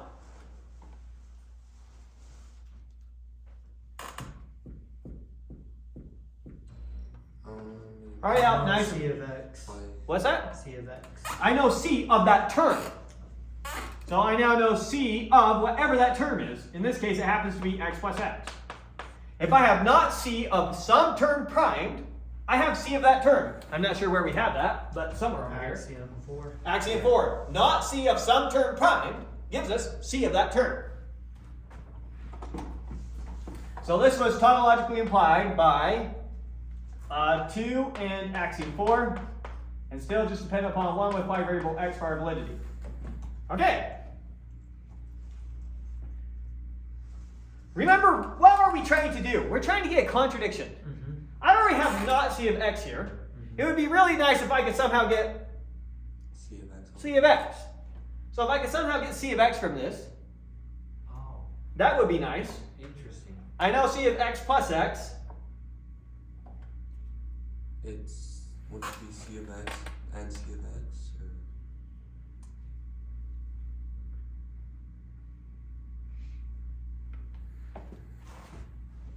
No, theorem Theorem 6. 5. Oh, not theorem 5. What's the other one? Theorem Six. 6. Nope, not what I'm looking at. Theorem 4. Theorem 4! If I have C of the sum of two terms and not one of them, I must have the other of them. Just say on theorem. So 4, let me just write some information here and then you'll see how it connects here. So now I have C of x plus x and not C of x. So I have C of the sum of two terms and not C of the first term. Therefore I can conclude That you have C of C of the second term. That's what axiom was it? 4. So now I can conclude C of x. Sorry, this one was just tautologically implied by axiom 4 by 3 and axiom 4. Line 3, axiom 4. Same thing. Then combining this. Oh, this wasn't axiom 4. What was It's this? Theorem 4. Oh, this was just combining these two lines. So this is tautologically equivalent to 3 and 2. I was just combining this information with this information. Mm-hmm. You with me? Mhm. That's what this was. And now using axiom Theorem 4. Theorem 4. theorem 4, this gives me this. Mhm. So this is tautologically implied by 4 and theorem 4. Same thing. I have not C of x and C of x. And so now I have not C of x and I have C of x. So C, I have not C of x and C of x. Contradiction. Therefore, 7, the opposite of whatever this thing was. So we showed not having C of x plus x prime plus x implied a contradiction. Therefore, by reductio ad absurdum, we have here C of x plus x prime plus x. And then universally generalize and we're done. For contradictions, what do you need to put in the second column, like of the? So right here, this was tautologically equivalent to lines 4 and 5. So, depending upon the same premises, now this is rule reductio ad absurdum from lines 1 to 6. And now we are dependent upon no premises outside the axioms, and then universally generalize on that. Would be step 8, and we'd be done. Because we no longer have a premise with 5 variables. Make sense? All right, let's try another one.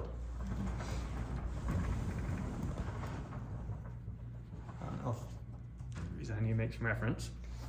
Just type aside should be good. Hopefully, we'll live off of that. Get one back right. What one are we on? Theorem 10.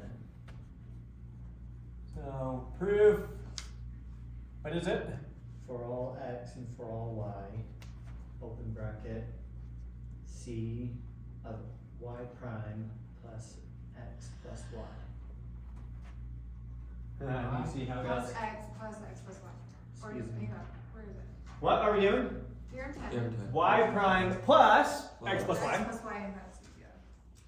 plus x plus y, and then that gives us. Close bracket. Oh, that's it. We're showing that that's always the case. Okay, once again, we're trying to show it's always the case, so we're not proving an implication, so we have no antecedent to assume. So we should probably use reductio ad absurdum. So one, let's just introduce the opposite of that. So let's assume not C of y prime plus x plus y. And see where that gets us. Okay, if I have not C of two terms added together, then I have not C of the first term and not C of the second term. It's the exact same logic we already used in here. if I had not C of two terms added together, then I had not C of the first term and not C of the second term. I'm not sure what we're using here to say that. I think it's theorem 5, right?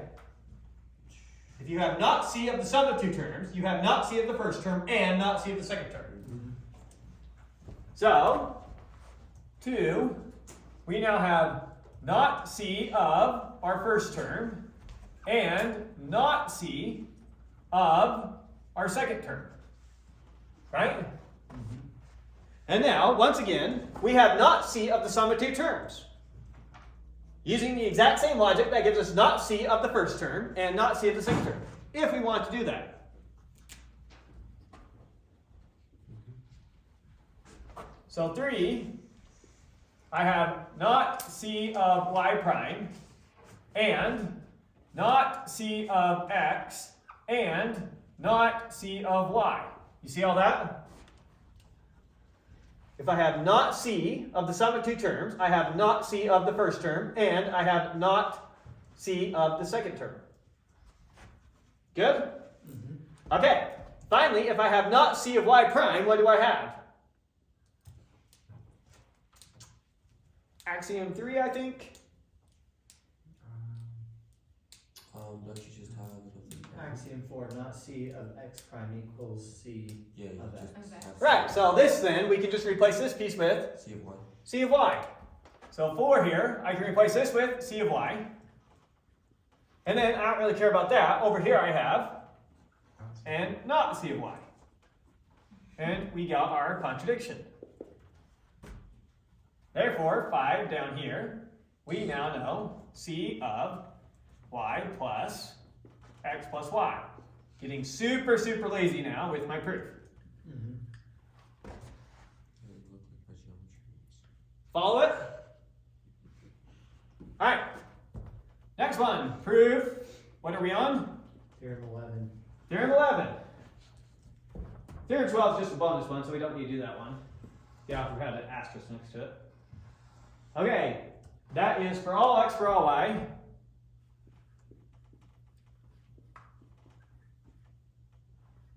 If we have, is it an implication? No. No, it's another one that's always true. X plus y prime, y plus x. So if we have C of x plus y prime plus y plus x, swap the order. Okay, that's what we're trying to prove is always the case. It's not an implication. Yeah, let's try and see if we can show it's impossible for it to be false. So, we'll start with not that thing. Not C of x plus y prime plus y plus x. Now I have not C of a term plus a term. So what should I do? Same thing we've been doing over and over again. I should say not C of the first term and not C of the second term. Theorem 5, right? I keep forgetting. Yes, Theorem 5, once again. Very useful theorem for us. Gives us a nice way of breaking up these sums into two separate statements. So, I have not C of my first term, which was x plus y prime. And I have not C of my second term, which was y plus x. Right? Okay. So let's see how we can manipulate this. What can I get from this? I have not C of x plus y prime. I have not C of some variable prime. You have the variable. You have C of the variable. Not C of x prime is the same thing as C of x. Is this using Theorem 7?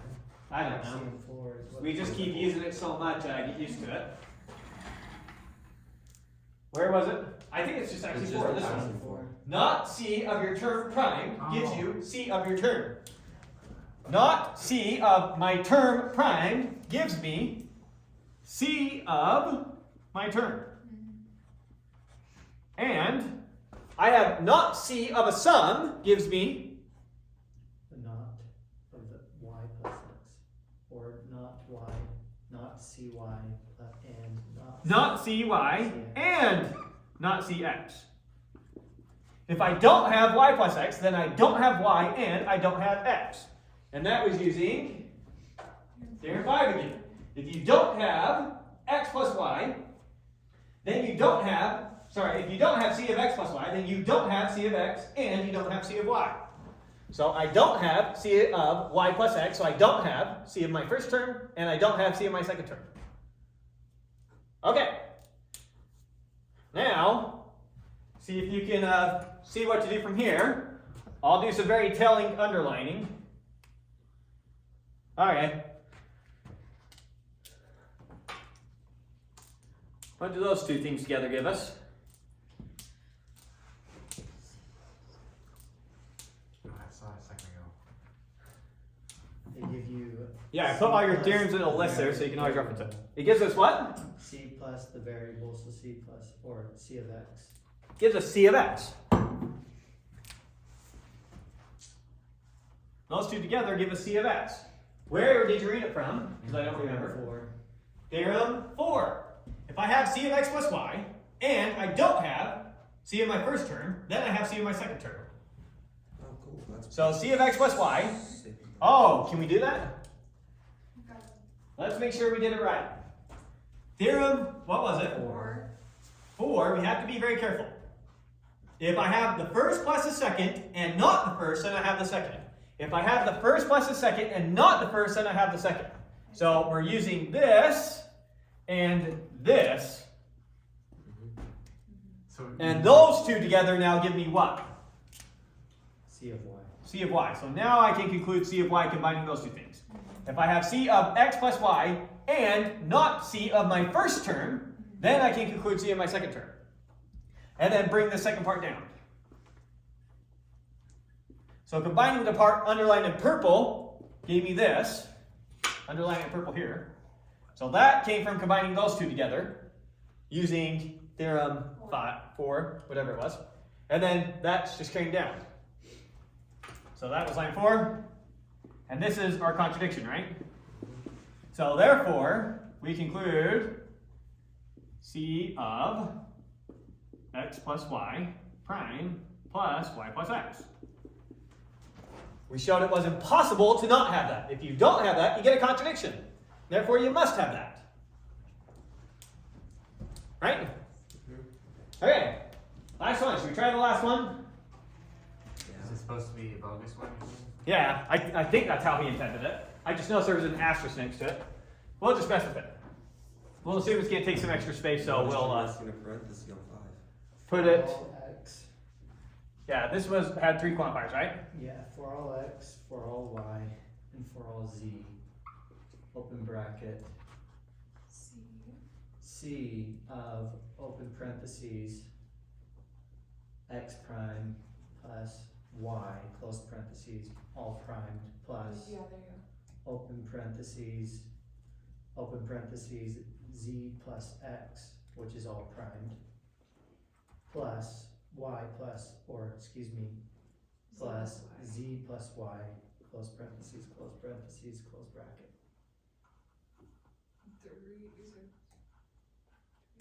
Oh yeah, there is 3. Excuse me. Okay, let's move our camera, make sure we got the whole whiteboard. Still, I think we got it. It's dark on my camera. Okay, so we have all that space, so no fear of going off. Okay, so once again, we're trying to prove that that statement's true. It's not an implication, so show it's possible to be false. So let's introduce a negation of that thing. So let's introduce not C of x prime plus y prime plus, I'm going to do another square bracket for that thing. I think that'll help see. Z plus x prime plus z plus y. See it? Yep. Okay, we gotta see it. This is the contradiction. Now I have not C of something plus something. So I know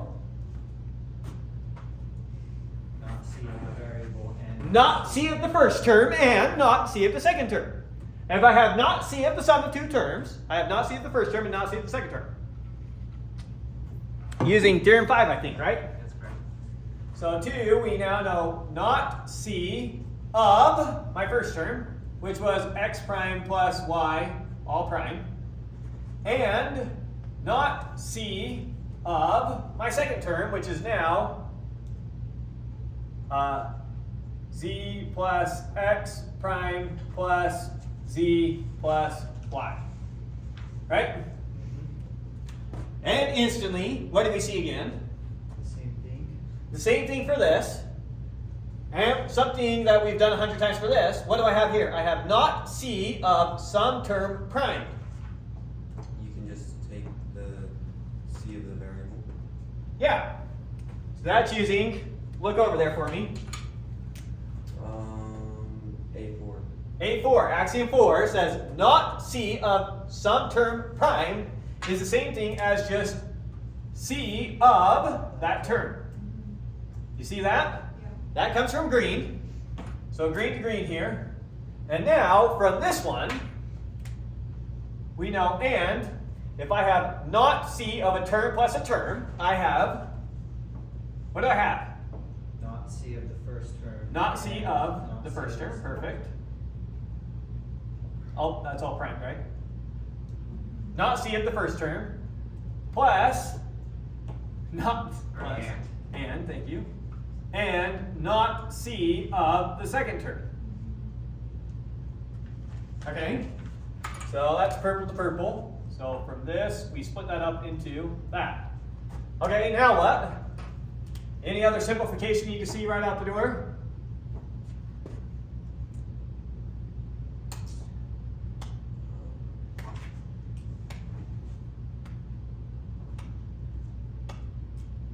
You use axiom 4 once again on that second.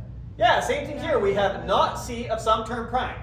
Just keep, this is basically just simplifying stuff, trying to get the expression as simple as I can.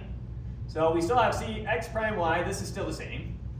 And over here, we have not C of some term prime is the same thing as just C of whatever that term is. And not, well, maybe you can see how to simplify this.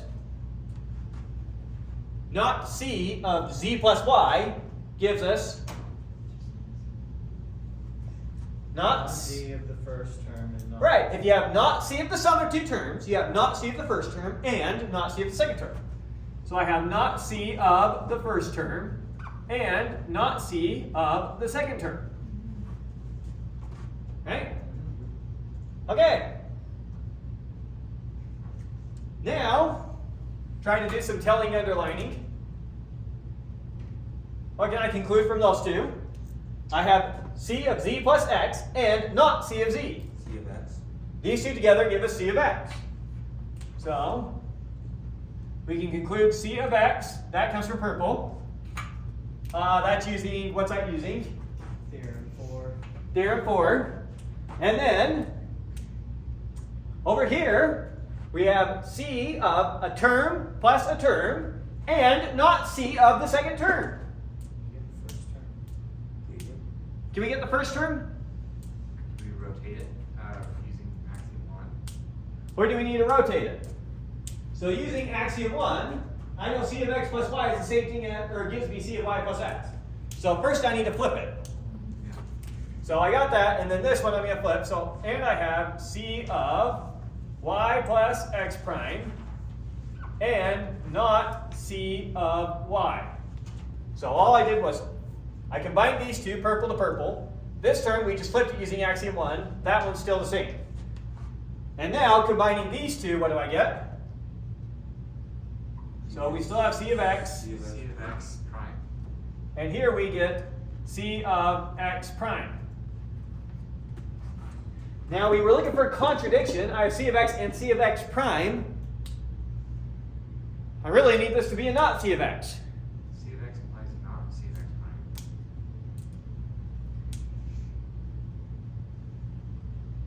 How do I get C of x prime, or not C of x? Don't. Theorem 2. You use the contrapositive. Using sign. what? Theorem 2, right? I say axiom 3. If you use the contrary positive of axiom 3, you can get negative cx prime. We're just using it straightforward. Yeah, it's true. If you have c of x prime, you have not c of x. If you have c of x prime, you have not c of x. Just using it directly. So I get c of x, and using axiom 3 on this, we get not c of x. Contradiction. Therefore, we get that whole thing. C of parentheses x prime plus y prime plus z plus x prime plus z plus y.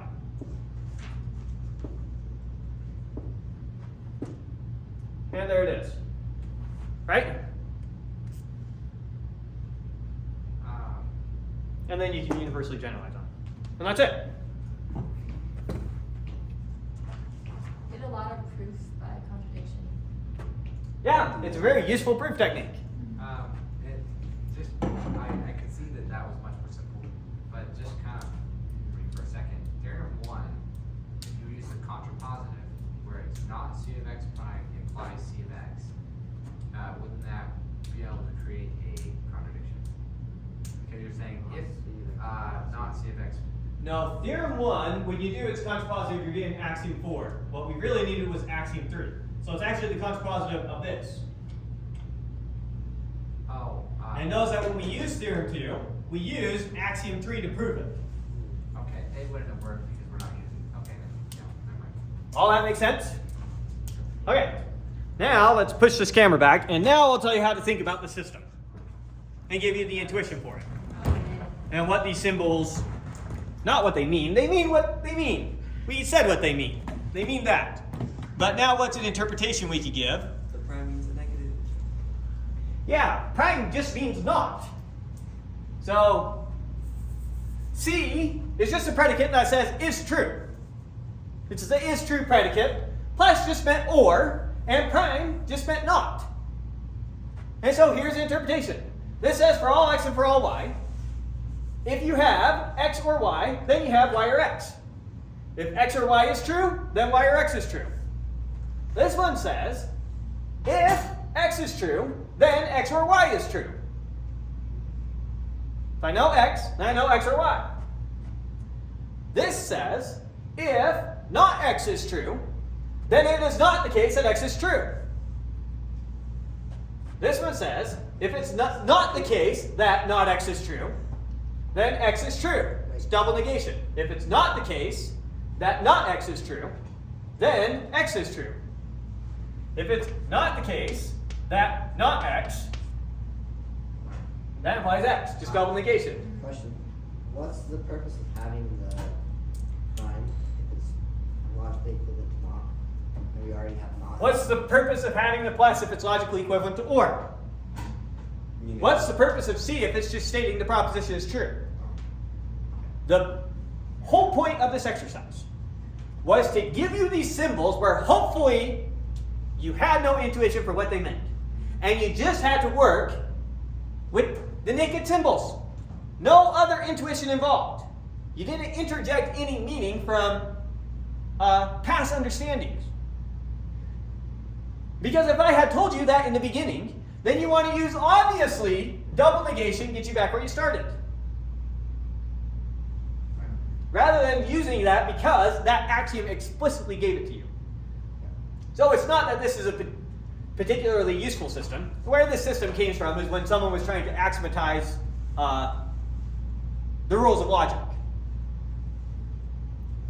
And they were just using different symbols than what we use today.